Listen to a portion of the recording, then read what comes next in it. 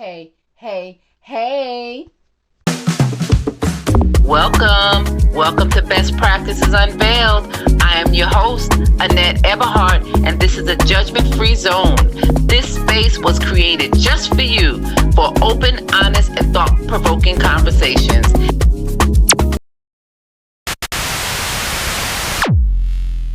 One.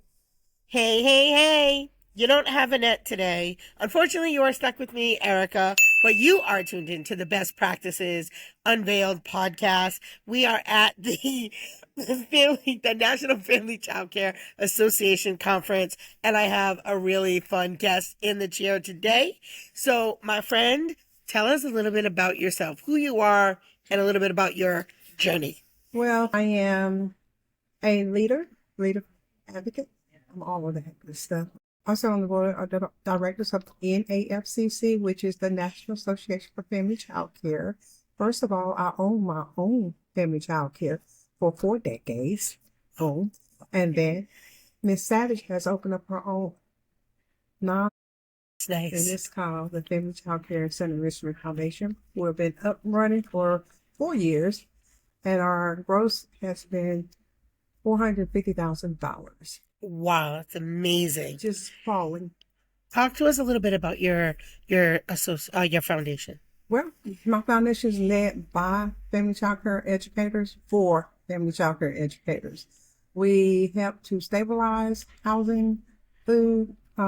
We give out financial literacy planning, retirement plan. We have a retirement plan set up with our 501c3 and the Roth account. We just put out a new financial program for the providers up under the foundation.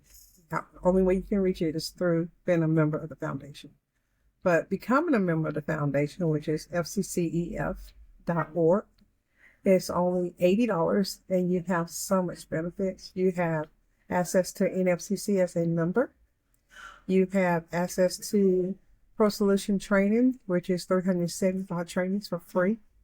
You have access to NACY's training, and we can get those in for free because we pay for your membership there. We have access for all the North Carolina State accreditation, training, solution, anything that you may need to run your family child care. We have that under our foundation for $80. That's amazing. So what was the brain behind it? Like one day you just said, we need more things, we need benefits, we need supports. Like how did you decide that you were going to create this foundation? When I first came into the National Association for Family Child Care, I met this wonderful group in New Orleans in 2022. I didn't know anything about it. I've never heard that name before in my life. And I said, I just had to come down to New Orleans and see what it was all about. I walked into the room.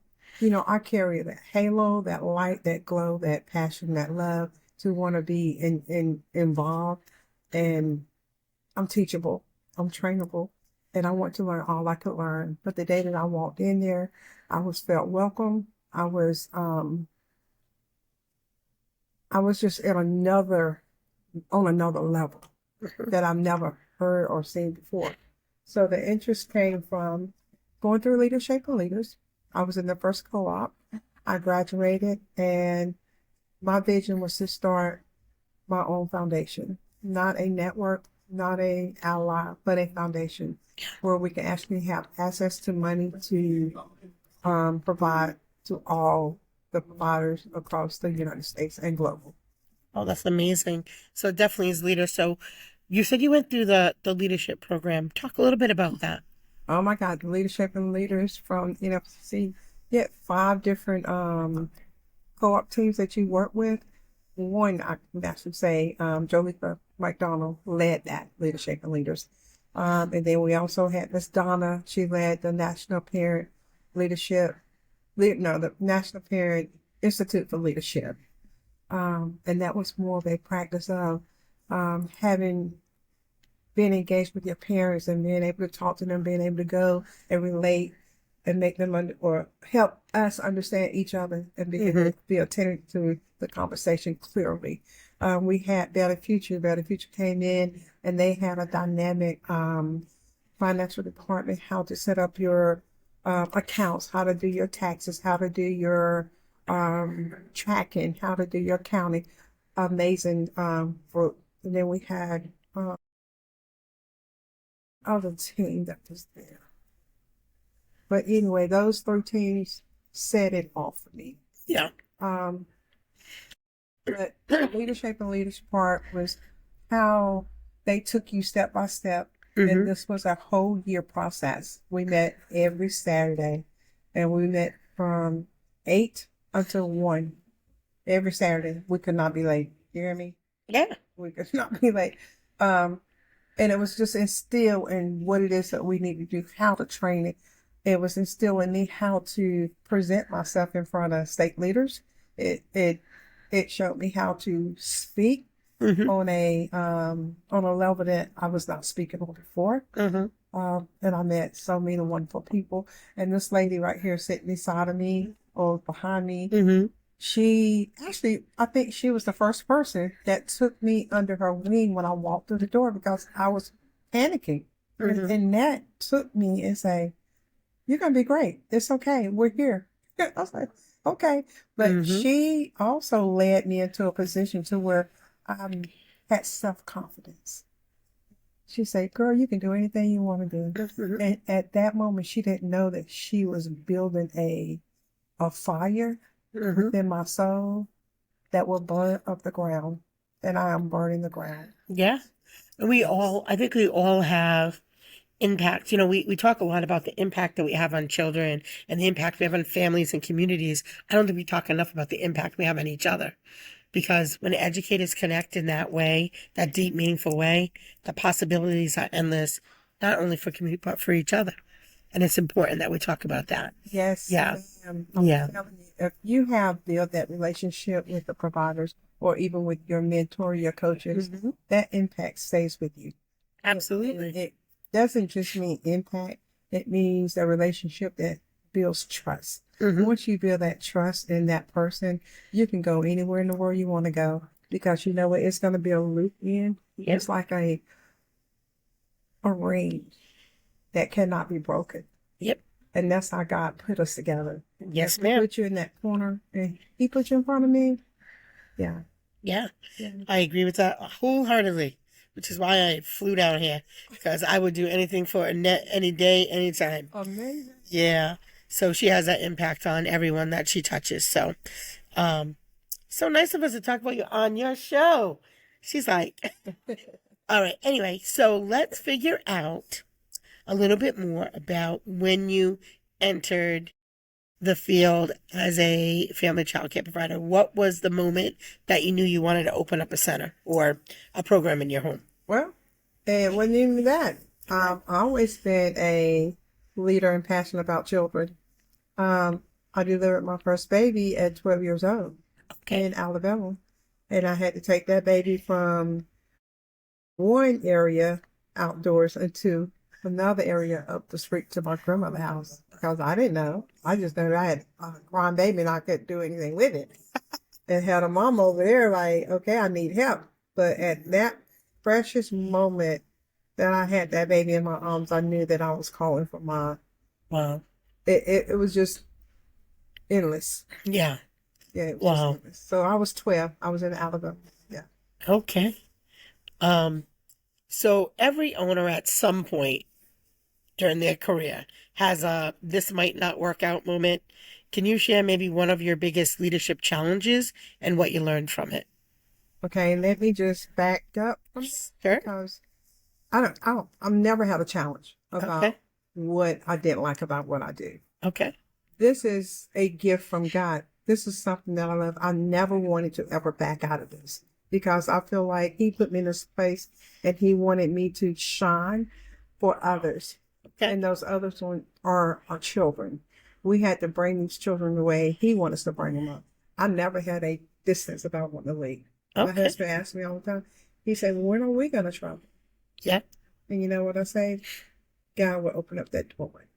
Okay. He had to open up the door. We do travel. We travel a lot, but we travel with my kids. Okay. because you cannot trust anybody taking care of your children because you don't know how they're going to treat your children. You got to only have that trust within built. I don't trust the mama to come over and watch my children. You know why? Because those kids don't have a turnover. They see my face constantly. They trust who I am. And if I'm not there at that door, they don't come in. Like, where's Grandma Toni? Where Miss Toni at? Okay, I guess I'll come in. She coming right back? It's a question. But it tells the whole story when your children that you raised from the very beginning is my fifth it's my eighth group that now I'm taking care of the very first group. Yeah. So it's a 360 degrees where my parents drive 2 hours Yep. to bring me their kids Mm-hmm. every day. Mm-hmm. I say, you love me that much? Yep. We're going to keep on loving. Yeah. Yeah. I understand that. What's one leadership lesson that you maybe wish you had learned before you opened up your program? I learned as I grew, and there was nothing that I was missing. Okay.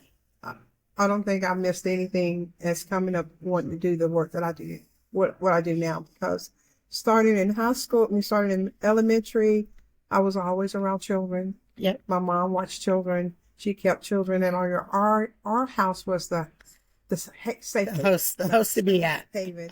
Okay. So when we even went into middle school, I did internship. I worked within the hospital, around the infant care, labor and delivery. It was always there. Yeah. So I was learning as I was growing. Yeah. Okay. Do you have staff? I do not have staff. Okay. Yeah. So we won't talk about the staffing issues. Running a childcare business means wearing different hats.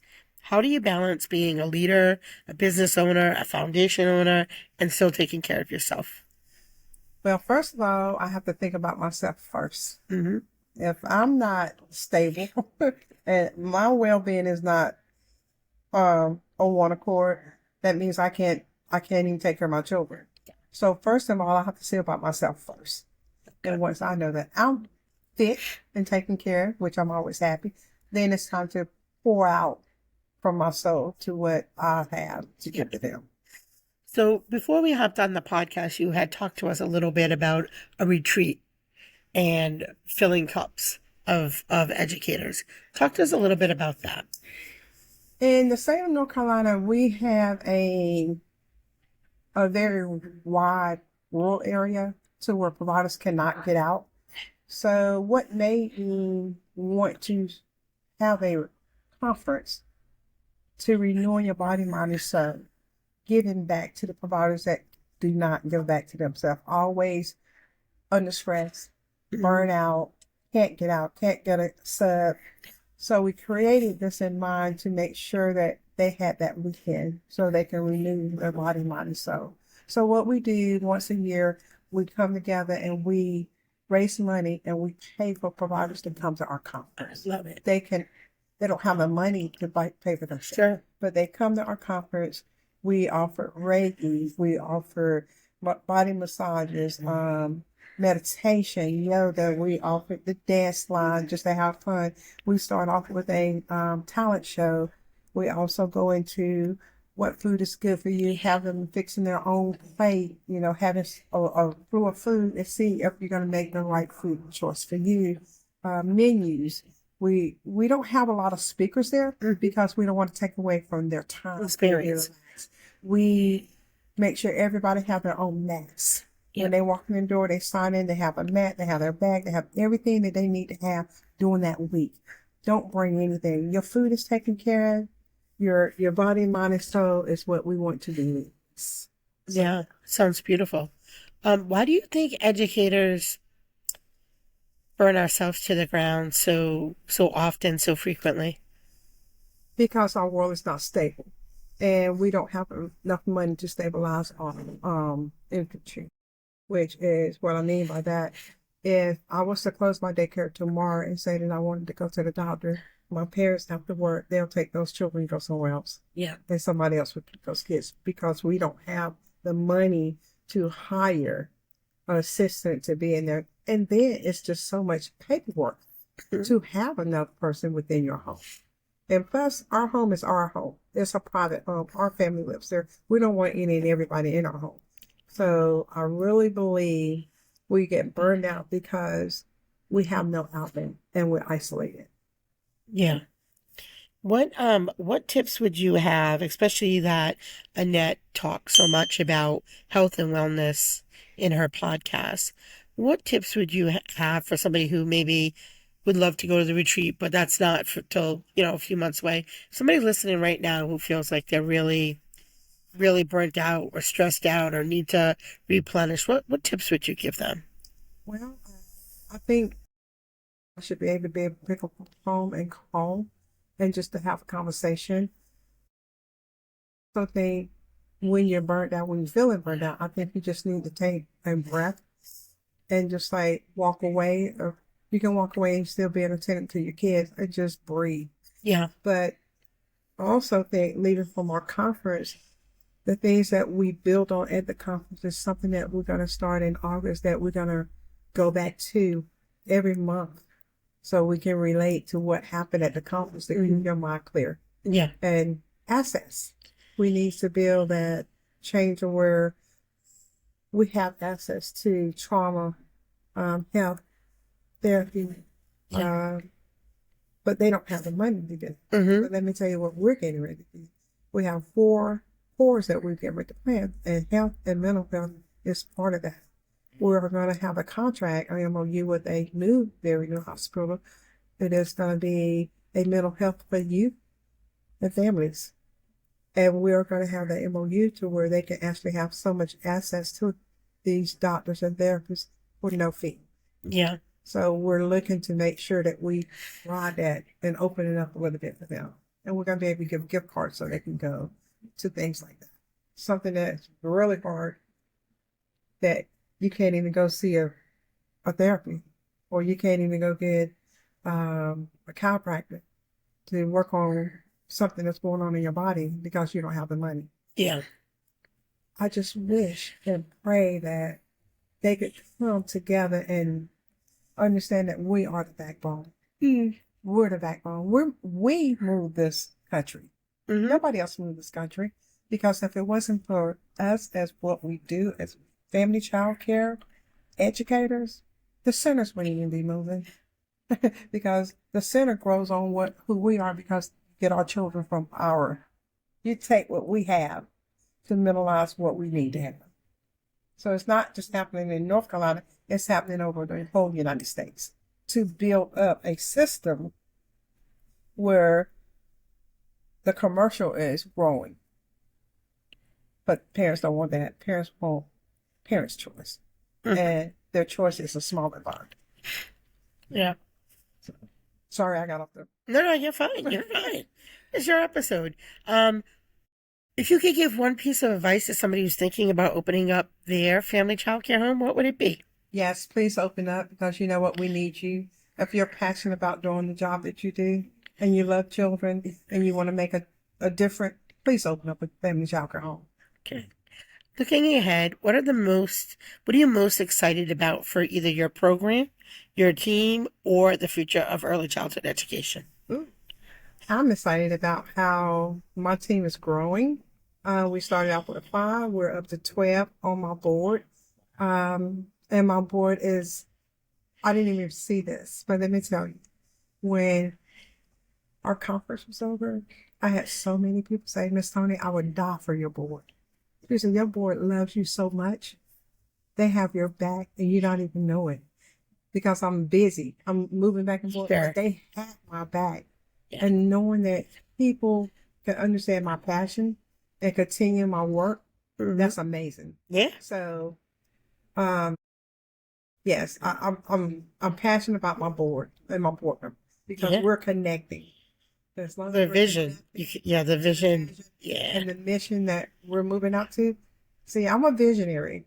I can't stay with you as my board members. I'm going to be at the end of the road. You're going to be just starting, because you got to move and pick up those pieces. Yeah. Fill that road. As I leave out that door, I'm going to get another mission as you fulfill what I left. Yeah. So yes. Love that. All right, this is kind of like the quick round. You ready? What's something people assume about childcare ownership that simply isn't true? Money, Okay. What keeps you up at night as a business owner? paperwork. I'm sorry. That's okay. What accomplishments are you most proud of? Changing policies. Who has been the biggest influence on your leadership journey? What's one system or process you couldn't live without? My husband. Because if it wasn't for my husband, I couldn't do it. Okay. Yeah, I hear that. If you had 1 minute to speak to every childcare owner in America, what would you want them to hear? I want you to know if you want to be a family child care provider, I promise you it will be all that you need to do. Go forward, put effort, and change this world. What does success look like for you today compared to when you first opened your doors? Oh my God, I'm gonna say from 1 to 151, I'm right at 149. I'm raising the roof. Okay. Fill the blank. Being a child care owner means blank. Positive. Okay. All right. So as we wrap up, obviously the podcast is called Best Practices Unveiled. Can you give us one of your best practice tips or strategies? Hand washing. Okay. Hand washing keeps you safe, keeps the kids safe. You're right. Yes, ma'am. Yes, ma'am. Well, that's a good tip. Well, thank you guys so much for tuning in. Again, if you haven't subscribed, please hit the subscribe button below. And I promise Annette will be back soon.